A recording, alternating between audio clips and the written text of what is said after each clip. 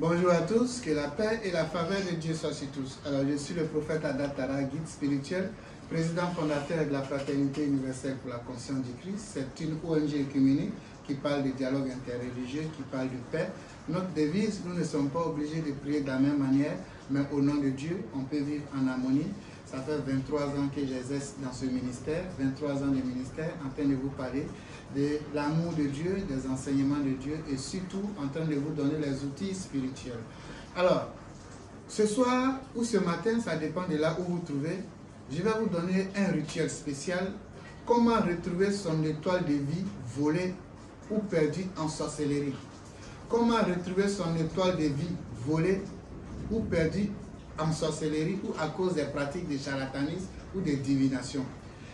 J'aimerais attirer votre attention sur quelque chose. Je sais que beaucoup parmi vous, vous n'avez jamais entendu ou bien lu ce verset-là. Quand vous prenez Genèse 30, verset 26 à 27, où dans ce verset, nous avons Jacob qui est en train de parler à son beau-père Laban. Il lui dit, donne-moi mes femmes pour lesquelles j'ai travaillé chez toi et mes enfants et je m'en irai. Car tu sais comment j'ai travaillé dur pour toi. Laban lui dit, ça c'est son beau-père maintenant qui lui parle, je sais que vous n'avez jamais entendu parler de ça. Laban lui dit, si tu veux bien me faire une faveur, reste ici. J'ai appris par divination que c'est à cause de toi que Dieu me bénit. Vous avez entendu ça? Il a appris par divination. Donc ça pour vous dire, cette histoire d'aller consulter là, ce n'est pas une histoire africaine. C'est un truc qui existe même chez les Blancs depuis la nuit des temps. Et là vous venez voir dans ce verset qu'il y a des gens qui portent chance. Tu peux marcher avec une personne par qui Dieu passe pour bénir les gens.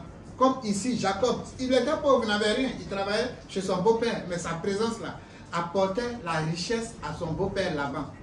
Et Laban qui va consulter ne veut pas laisser Jacob partir. Et c'est de cette même manière, vous qui êtes en train de m'écouter, vous êtes source de bénédictions pour votre nation. Vous êtes source de bénédictions pour votre famille. Vous êtes source de bénédictions pour un groupe de personnes. Vous êtes source de bénédictions pour même une église. Vous êtes source de bénédictions peut-être même pour votre communauté. Mais ceux-là, ayant vu ça en vous, puisque vous ne connaissez rien, vous pensez que la vie c'est un jeu, sachant ça, ils ne vont jamais vous laisser partir. C'est pourquoi faites très attention avec qui vous marchez. Il y a des voleurs d'étoiles de vie. Pour pouvoir, quand on parle de voler étoile de vie, c'est une parabole. On ne peut pas enlever votre étoile que Dieu a mis en vous. On peut assombrir par jalousie, on peut éteindre, ou bien on peut profiter de ça, c'est-à-dire pour vous empêcher d'aller voir ailleurs. Et vous allez rester là, ils vont vous dominer, vous manipuler. Donc c'est pourquoi, pour enlever ces mauvaises pratiques-là dans votre vie, sachez avec qui vous marchez. Regardez ce que Laban est en train de faire à son propre beau, Jacob. Et imagine d'autres personnes. Imagine le sorcier, comment il a vu ton étoile et il veut te maintenir captif sous son joug pour ne pas que tu sortes de ta famille, pour ne pas que tu sortes de ta ville, pour ne pas que tu sortes de ta nation, pour ne pas que tes projets puissent se réaliser. Donc c'est pour vous. Je vous donne ce rituel-là pour que vous puissiez vous-même prendre votre destinée en main. Votre étoile de vie qui avait été salie par l'envoûtement, par l'adversité, par la sorcellerie, par la jalousie, par les liens de famille, qui avait été salie, qui était perdue, qui avait été volée mystiquement en sorcellerie ou bien par les pratiques de jalousie, de charlatanisme, ce soir ou ce matin, ça dépend de là où vous êtes, je vais vous donner les outils pour que vous repreniez votre destin en main. C'est pourquoi ce rituel-là, ça va se faire en 3 étapes. La première étape se fait un samedi soir. Un samedi soir, vous allez d'abord faire la purification. Le samedi, c'est le jour de la purification. Vous allez chercher 7 feuilles de palmiers nains. Les palmiers nains, c'est coucou, petit comme ça. Il y a les grands palmiers et il y a les palmiers nains. Demandez aux fleuristes, les palmiers nains, ça ne grandit jamais. Vous allez prendre 7 feuilles de palmiers nains. Vous allez prendre un seau d'eau. Vous allez chercher 21 grains de sel noir. Montrez-moi, il doit y avoir du sel noir ici. Parce que je sais qu'il y a des gens qui n'ont jamais vu ni entendu ça. Vous allez chercher 21 grains de sel noir. Vous allez chercher les feuilles de thym et les feuilles de romarin. Vous allez dans les supermarchés, rayon des plantes. Vous allez voir, il y a les feuilles de thym et il y a les feuilles de romarin. Donc, le samedi, vous allez réunir 21 grains de sel noir. Vous allez prendre les feuilles de thym et les feuilles de romarin. Vous allez acheter une bougie blanche et vous prenez 7 feuilles de palmiers nains. Qu'est-ce que vous allez faire? Vous allez prendre les feuilles de romarin et les feuilles de thym. Vous allez mettre dans une casserole. Vous mettez 1,5 litre d'eau dedans. Une fois que vous avez mis 1,5 litre d'eau dedans, vous allez faire bouillir ça pendant 15 minutes. Vous allez faire bouillir les feuilles de romarin et les feuilles de thym. Une fois les feuilles là sont bien bouillies pendant 15 minutes, vous allez retirer cette eau-là, vous mettez ça dans un seau et les 21 grains de sel noir, vous versez ça dans le seau. Vous allumez la bougie blanche à côté. Une fois la bougie blanche est allumée à côté, les 7 feuilles de palmier nain, vous mettez les 7 feuilles dans le seau d'eau et vous allez commencer à vous laver avec. En vous lavant, vous allez demander à Dieu tout ce que vous voulez. En vous lavant, vous allez demander à Dieu tout ce que vous voulez. Une fois que vous avez fini de vous laver, vous allez prendre les 7 feuilles qui restent dans le seau et vous allez frotter ça sur vous en demandant à Dieu de vous purifier, d'enlever toute énergie négative sur vous. Ça, les feuilles, vous allez jeter ça à la poubelle. Ça, c'est pour le samedi. La deuxième séance, c'est-à-dire le deuxième tour, la bougie que vous avez allumée qui reste dans la douche après le bain, bien sûr, vous pouvez ramener ça dans votre chambre si vous êtes seul, ou bien au salon, ou bien vous allumez ça après le bain, où vous voulez. La deuxième séance, ça va se faire le mardi soir. Ça, c'est maintenant pour le désenvoûtement. C'est les 3 séances que je vais vous donner qui font partie de comment nettoyer votre étoile de vie. Donc, la deuxième séance, c'est le mardi soir. Le mardi soir, vous allez chercher le sel marin. Je dis bien le sel marin.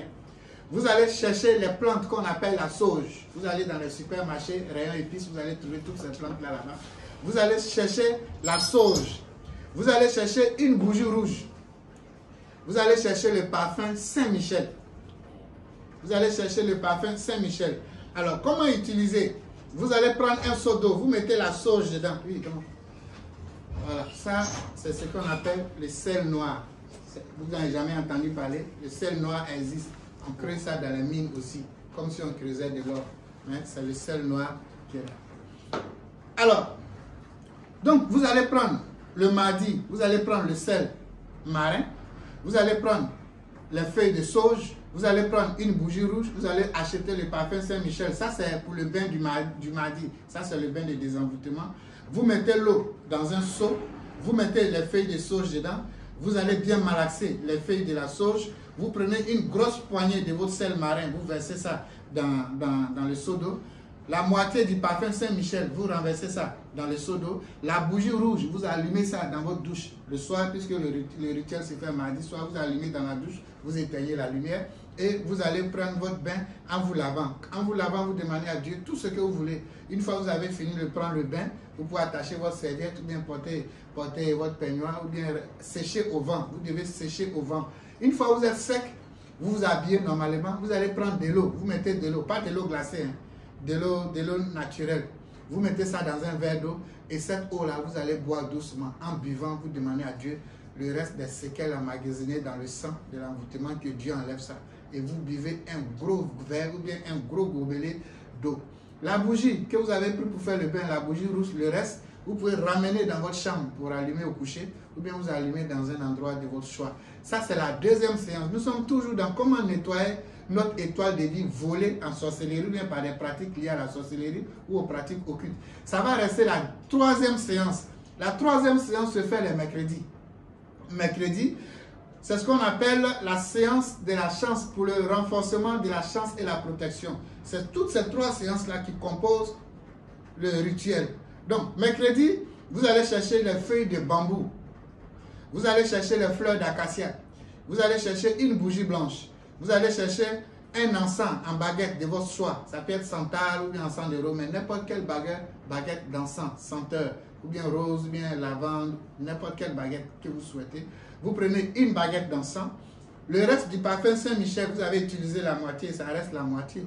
Et vous allez prendre ça. Et vous allez chercher le sel gemme. Le sel gemme, ça c'est une autre qualité encore de sel.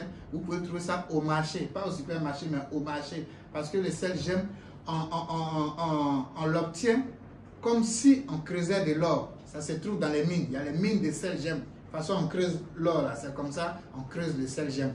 Donc, c'est les bonnes femmes au marché vendent ça. Vous voyez, c'est dur, comme cristaux, c'est dur, souvent en bloc comme ça, très dur, mais ça brille comme de l'or.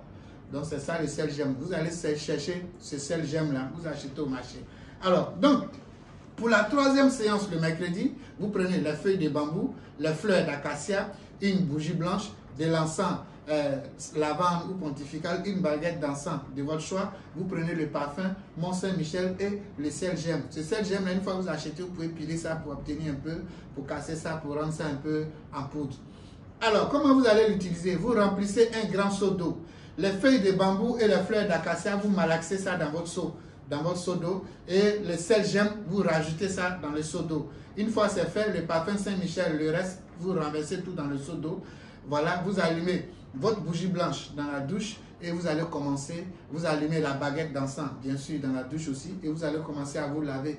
En vous lavant, vous allez demander à Dieu tout ce que vous souhaitez. Une fois que vous avez fini de vous laver, vous séchez au vent. Le reste de la bougie, vous ramenez ça dans la chambre au coucher, ou bien vous pouvez allumer ça dans un endroit de votre choix. Donc voilà un peu comment nettoyer votre étoile volée en sorcellerie, ou bien par les pratiques de charlatanisme, par les pratiques d'adversité, par les sectes sataniques, ou bien par les liens de famille.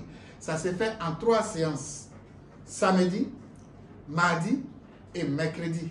Donc voilà ce que je voulais vous donner comme secret. N'oubliez jamais, les rituels doivent être assis sur l'amour de Dieu et sur l'amour du prochain. Que Dieu vous bénisse, que Dieu vous garde, paix dans le cœur.